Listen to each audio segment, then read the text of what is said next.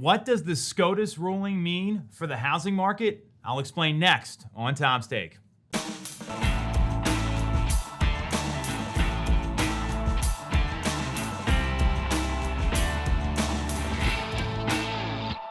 definitely going to want to watch this one. Last Thursday, the Supreme Court of the U.S., they ruled that the Biden administration's ban on evictions was illegal, and that federal moratorium was illegal in a 6-3 vote.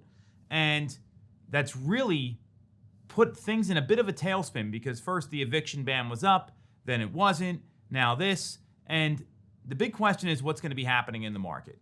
So let me explain to you a couple key statistics that you should be aware of regarding evictions right now, and then we can talk about what this means for buyers and what this means for sellers. So right now, the Biden administration is estimating that $5.1 billion of the $46.5 billion that was set aside for people in an eviction crisis, only 5.1 of that, barely over 10%, has been sent out and distributed. So that's one of the problems that we're running into here.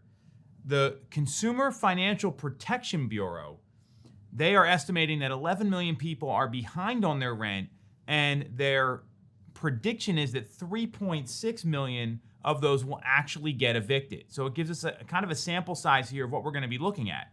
Now, the caveat here is that every state's going to be different, so we'll see how that plays out. And here's what it means for the market. There's going to be investors that have been getting slaughtered with monthly mortgage payments. They're having to pay their taxes, and they have no income coming in while someone's living in their home. And this has been a push for a while to peel back this eviction ban. So there's investors that haven't seen any income and are servicing properties, whether it's mortgage payments, taxes, insurance, for months at this point. When investors are taking a loss and they have a non-income producing asset, they have an asset that's not performing, typically they're going to liquidate that asset.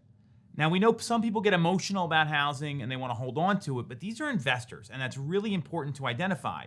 You couple that basic investor principle with the threat of 1031 exchanges going away and the proposal of raising capital gains tax, because that's going to affect these investors since these homes aren't their primary residence.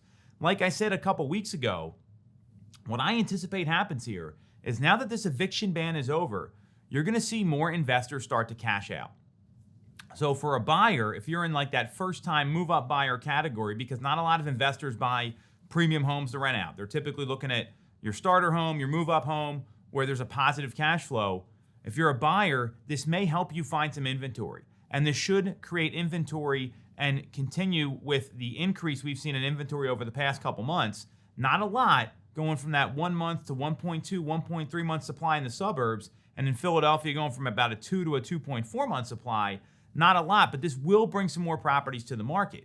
If you're a seller and you're in that same segment, whether it's a first-time buyer segment or a move-up segment, I'd be thinking about getting my home on the market a little quicker than waiting until the spring, because people are already starting to talk about that. Yet we're not even into the fall yet. So if you're a seller, you may want to think about accelerating your timeline. And if you're a buyer, I would be aggressive in looking at opportunities. I'd be aggressive in seeing what's out there, because if some of these investors can finally get their tenants out, they're probably positioned to sell pretty quickly.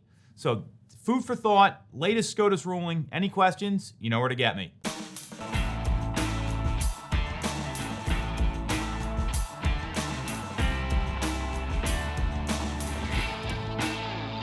You're definitely going to want to watch this one.